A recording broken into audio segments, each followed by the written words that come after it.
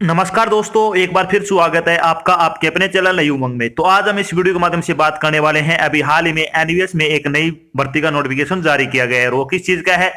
NVS non teaching post requirement 2022 का आपका notification जारी कर दिया गया है, जिसके अंदर ग्रुप ए, बी और सी में विभिन्न पदों की भर्ती के लिए एक बम्पर वैकेंसी का नोटिफिकेशन आपका जारी किया गया है। तो इस वीडियो के माध्यम से हम चर्चा करने वाले हैं कि एनवीएस नॉन टीचिंग का सिलेक्शन प्रोसेस क्या रहेगा, एनवीएस नॉन टीचिंग का एग्जाम पैटर्न क्या रहेगा, एनवीएस नॉन टीचिंग का सिलेबस क्या रहेगा, एनवीएस नॉन टीचिंग पोस्ट की आपकी सैलरी क्या रहेगी, और भी बहुत सारी बातें जो कि आपको एनवीएस ग्रुप ए, बी और सी वैकेंसी ऑनलाइन फॉर्म 2022 के बारे में आपको जानना जरूरी है। वो सारी बातें हम इस वीडियो के माध्यम से क्लियर करने वाले हैं। अगर आपको कोई चीज समझ में नहीं आती है तो आपको इसी वीडियो डिस्क्रिप्शन में एक लिंक मिल जाएगा, आप उस पर क्लिक करके सही जानकारी देख सकते हो। इसके अलावा आप नीचे दिए गए कमेंट बॉक्स में कमेंट करके पे डाउट क्लियर कर सकते हो। तो चलिए शुरू करते हैं आज की जानकारी को। जानकारी किस चीज के बारे में है? एनवीएस ग्रुप ए, बी और सी वैकेंसी 2022 का नोटिफिकेशन आपका जारी कर दिया गया है। नवोदय विद्यालय समिति यानी एनवीएस ने ग्रुप ए, बी और सी के पदों की भर्ती के लिए एक अधिसूचना जारी की है।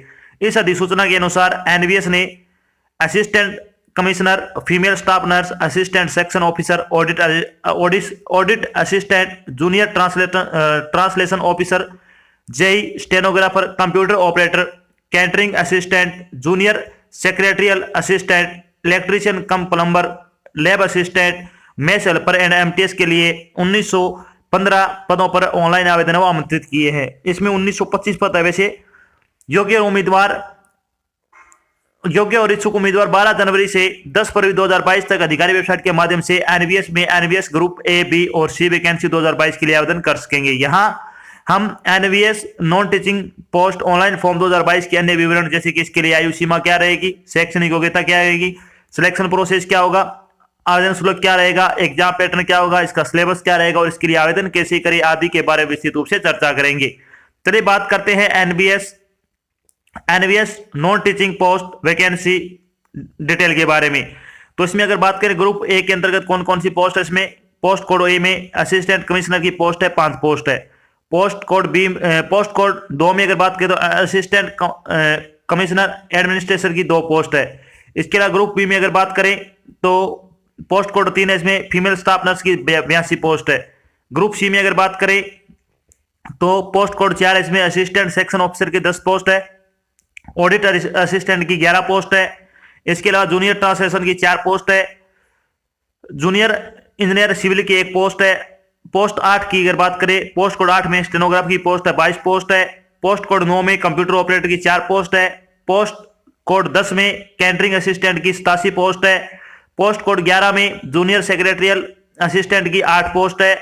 इसके अलावा अगर बात करें पोस्ट कोड 12 में जूनियर सेक्रेटरिएट असिस्टेंट की 622 पोस्ट है। पोस्ट कोड 13 में इलेक्ट्रीशियन कम प्लम्बर की 273 पोस्ट है। पोस्ट कोड 14 में लैब अटेंडेंट की 142 पोस्ट है। पोस्ट कोड 15 में मेस हेल्पर की 729 पोस्ट है। और पोस्ट कोड 16 में अगर बात करें तो मल्टीटास्किंग स्टाफ एमटीएस की 23 पोस्ट है। टोटल 1925 पदों के लिए कि आपसे ऑनलाइन आवेदन है वो आमंत्रित किए गए हैं। चलिए बात कर लेते हैं इन पदों के लिए आपकी शैक्षणिक योग्यता क्या होनी चाहिए। तो एजुकेशनल क्वालिफिकेशन के बारे में अगर बात करें तो असिस्टेंट कमिश्नर ग्रुप ए की अगर बात करें तो इसमें पोस्ट ग्रेजुएट किया होना चाहिए किसी भी विषय में, किसी मान्यता प्राप्त विश्वविद्यालय से। असिस्टेंट कमिश्नर एडमिनिस्ट्रेशन अगर बात करें तो ग्रेजुएशन प्लस में आपका 8 साल का एक्सपीरियंस होना चाहिए। फीमेल स्टाफ नर्स की अगर बात करें तो आपके पास नर्सिंग में डिप्लोमा या फिर डिग्री होनी चाहिए। असिस्टेंट सेक्शन ऑफिसर के लिए ग्रेजुएट होना चाहिए किसी विषय में। ऑडिट असिस्टेंट के लिए बीकॉम किया होना चाहिए किसी भी मान्यता प्राप्त विश्वविद्यालय से। जूनियर ट्रांसलेशन ऑफिसर के लिए पीजी इन इंग्लिश और हिंदी कौन सा भी हो आपकी की होनी चाहिए। जूनियर इंजीनियर जेई सिविल की अगर बात करें तो आपके पास डिप्लोमा या फिर डिग्री होनी चाहिए सिविल इंजीनियरिंग में। स्टेनोग्राफर में 12वीं प्लस में आपकी स्टेनोग्राफी आनी चाहिए आपको। कंप्यूटर ऑपरेटर के लिए आपकी ग्रेजुएट होना चाहिए और साथ में आपके पास 1 साल का कंप्यूटर डिप्लोमा होना चाहिए। कैटरिंग असिस्टेंट की डिप्लोमा इन कैटरिंग या फिर होटल मैनेजमेंट का कोर्स किया होना चाहिए। जूनियर सेक्रेटरिएट असिस्टेंट यानी आरओ कैडर की अगर बात करें तो 12वीं पास होना चाहिए और टाइपिंग आपको आनी चाहिए। Junior secretariat assistant JNV cadre की अगर बात करें तो 12वीं पास प्लस में टाइपिंग। इलेक्ट्रीशियन कम प्लम्बर में आईटी प्लस में आपका 2 साल का एक्सपीरियंस। लैब अटेंडेंट में 10वीं पास होना चाहिए और साथ में आपके पास डिप्लोमा होना चाहिए लैब का या फिर 12वीं है वो साइंस से पास होनी चाहिए। मेस हेल्पर के लिए अगर बात करें तो 10वीं पास प्लस में 10 साल का एक्सपीरियंस और एमटीएस के लिए आप किसी मान्यता प्राप्त शिक्षा बोर्ड से 10वीं पास होना चाहिए। तो ये तो होगी आपकी एजुकेशन क्वालिफिकेशन। बात करते हैं एज लिमिट के बारे में। एज लिमिट के बारे में अगर बात करें तो असिस्टेंट कमिश्नर के लिए और असिस्टेंट कमिश्नर एडमिनिस्ट्रेशन और ग्रुप ए की अगर बात करें तो आपकी मैक्सिमम एज 45 वर्ष होनी चाहिए, इससे ऊपर आपकी आयु नहीं होनी चाहिए। फीमेल स्टाफ नर्स की मैक्सिमम एज 35 वर्ष होनी चाहिए। असिस्टेंट सेक्शन ऑफिसर की 18 से 30 वर्ष, ऑडिट असिस्टेंट की 18 से 30 वर्ष, जूनियर ट्रांसलेशन ऑफिसर की 32 वर्ष मैक्सिमम, जेई सिविल की 35 वर्ष, स्टेनोग्राफर की 18 से 27 वर्ष, कंप्यूटर ऑपरेटर की 18 से 30 वर्ष, कैटरिंग असिस्टेंट की मैक्सिमम 35 वर्ष, junior secretariat assistant RO cadre के अंतर्गत 18 से 27 वर्ष, junior secretariat assistant JNV cadre के अंतर्गत 18 से 27 वर्ष होनी चाहिए आपकी आयु।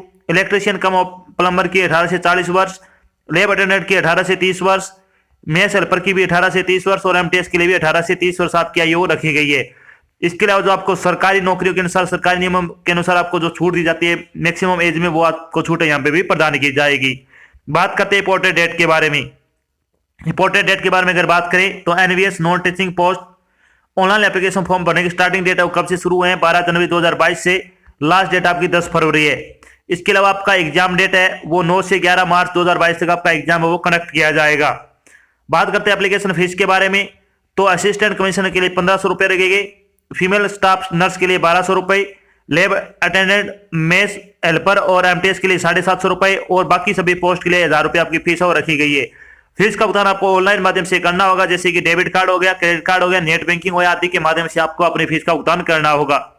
बात कर लेते हैं कि नवोदय विद्यालय समिति वैकेंसी का सिलेक्शन प्रोसेस क्या रहेगा। तो इसमें जो आपकी ग्रुप ए, ग्रुप बी और ग्रुप सी की वैकेंसी उसके सिलेक्शन प्रोसेस के बारे में अगर बात करें तो सबसे पहले रिटन एग्जाम होगा, उसमें कुछ एक पोस्ट में आपका स्किल टेस्ट होगा, कुछ एक में इंटरव्यू रहेगा, उसके बाद डॉक्यूमेंट वेरिफिकेशन होगा, उसके बाद आपका मेडिकल एग्जाम होगा। तो चलिए सबसे पहले बात कर लेते हैं NVS non teaching exam pattern 2022 के बारे में। तो एग्जाम पैटर्न आपका क्या रहने वाला है, junior secretariat assistant RO cadre exam pattern 2022 के बारे में बात करते हैं। तो उसमें क्या क्या आएगा, पेपर पार्ट फर्स्ट होगा, इसमें मेंटल एंड रीजनिंग एबिलिटी आएगी आपकी 20 क्वेश्चन 20 नंबर के, क्वांटिटेटिव एप्टीट्यूड आएगा 20 क्वेश्चन 20 नंबर के, जनरल अवेयरनेस और करंट अफेयर आएगी आपकी 30 क्वेश्चन 30 नंबर के।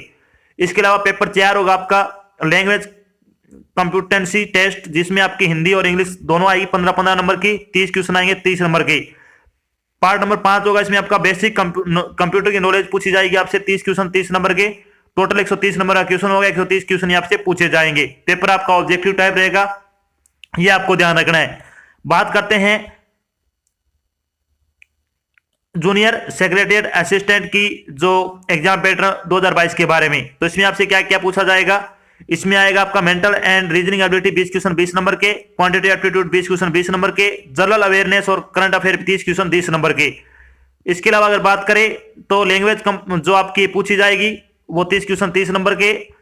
इसके अलावा जो आपका बेसिक कंप्यूटर का पूछा जाएगा 30 क्वेश्चन 30 नंबर के, ये भी आपका 130 नंबर का पेपर और 130 क्वेश्चन आपसे पूछे जाएंगे। बात करते हैं इलेक्ट्रीशियन कम प्लम्बर का जो एग्जाम पैटर्न रहेगा उसमें क्या क्या आएगा। तो उसमें आएगी रीजनिंग एबिलिटी आएगी 15 क्वेश्चन 15 नंबर के, जनरल अवेयरनेस आएगी 15 क्वेश्चन 15 नंबर के, लैंग्वेज कंप्यूटेंसी टेस्ट होगा आपका हिंदी और इंग्लिश 15-15 नंबर की। इसके अलावा आपका जो सब्जेक्ट स्पेसिफिक नॉलेज है वो आपसे पूछा जाएगा, जो भी डिप्लोमा आपने आईटीआई में किया उससे संबंधित आपके 60 क्वेश्चन पूछे जाएंगे, 120 क्वेश्चन आएंगे, 120 नंबर के होंगे और 120 ही नंबर का आपका पेपर रहेगा। अब बात करते हैं जेएनवी लैब असिस्टेंट का एग्जाम पैटर्न क्या रहने वाला है। तो इसमें आपका आएगा रीजनिंग एबिलिटी आएगी 15 क्वेश्चन 15 नंबर के, जनरल अवेयरनेस के 15 क्वेश्चन 15 नंबर के, हिंदी और इंग्लिश आएगी 30 क्वेश्चन 30 नंबर के। इसके अलावा आपका सब्जेक्ट स्पेसिफिक क्वेश्चन आपके आएंगे, बाकी जितने भी आपके क्वेश्चन आएंगे वो क्वेश्चन इसमें पूछे जाएंगे। बात करते हैं जेएनवी मेस हेल्पर का एग्जाम पैटर्न क्या रहेगा। तो इसमें क्या क्या पूछा जाएगा आपका, तो इसमें आएगा आपका रीजनिंग के क्वेश्चन आएंगे 15 क्वेश्चन 15 नंबर के, जनरल अवेयरनेस के 15 क्वेश्चन 15 नंबर के। इसके अलावा हिंदी और इंग्लिश के 10-10 क्वेश्चन आएंगे 20 नंबर के। इसके अलावा जो सब्जेक्ट स्पेसिफिक नॉलेज है जैसे कि फूड न्यूट्रिशन हो गया, hygiene, recipe of Indian food and sweets 70 question आएंगे 70 नंबर के। टोटल 120 नंबर का आपका पेपर होगा, 120 क्वेश्चन आपसे इसमें पूछे जाएंगे। बात करते हैं एनवीएस एमटीएस एग्जाम पैटर्न 2022 के बारे में। तो एनवीएस का जो आपका एमटीएस एग्जाम पैटर्न है उसमें क्या क्या आएगा, हिंदी और इंग्लिश क्वेश्चन आएंगे आपके 20-20 नंबर की आएगी, 40 क्वेश्चन 40 नंबर के। पार्ट 2 होगा आपका जनरल अवेयरनेस और करंट अफेयर का 20 क्वेश्चन आएंगे। थर्ड पार्ट होगा आपका basic knowledge of computer operation के 40 क्वेश्चन 40 नंबर के। तो ये आपका 100 नंबर का पेपर होगा, 100 क्वेश्चन आपसे पूछे जाएंगे टोटल। तो ये तो हो गया आपका सिलेबस। बाकी जो बची है उनका सिलेबस अगर आप जानना चाहते हो, तो उनका एग्जाम पैटर्न जानना चाहते हो, तो आपको इसी वीडियो डिस्क्रिप्शन लिंक मिल जाएगा, वहां से इसको चेक कर सकते हो। अब बात करते हैं एनवीएस नॉन टीचिंग पोस्ट का सिलेबस क्या रहेगा। तो इसमें जनरल अवेयरनेस का सिलेबस क्या रहेगा, इसमें important day, Indian history, books and author, Indian national movement, award and honour, budget and 5 year plan, general polity, current affairs जो कि नेशनल और international, Indian economy, capital of India, international और national organisation, science invention and discoveries, science and technology, sports, abbreviation और country and capital से संबंधित आप question पूछे जाएंगे। बात करते हैं रीजनिंग का सिलेबस क्या क्या पूछा जाएगा। तो रीजनिंग में आएगा आपका arithmetic, number series, letter and symbol series, spatial orientation, observation, figure and verbal classification, relationship concept, arithmetic reasoning, non verbal series, analogy, discrimination, visual memory, similarities and differences, spatial visualisation, coding decoding, statement and conclusion, logical deduction, statement and argument, cause of effect और making judgement से संबंधित आपके question इसमें पूछे जाएंगे। General English में क्या क्या पूछा जाएगा आपसे, verb, tense, voice, subject verb agreement, article, comprehension, fill in the blank, adverb, error correction, statement and rearrangement, unseen passage, vocabulary, antonyms and synonyms, grammar और इडियम एंड फ्रेज से संबंधित आपके क्वेश्चन इसमें पूछे जाएंगे। अगर आप इंग्लिश ग्रामर के ऑनलाइन प्रैक्टिस सेट लगाना चाहते हो, तो आपको उसका लिंक है, वो आपको वीडियो डिस्क्रिप्शन में दिया हुआ, वहां से इसके ऑनलाइन प्रैक्टिस सेट है वो लगा सकते हो। 50 प्रैक्टिस सेट आपको बिल्कुल फ्री प्रोवाइड करवाए गए हैं। बात करते हैं जनरल हिंदी का सिलेबस क्या रहेगा।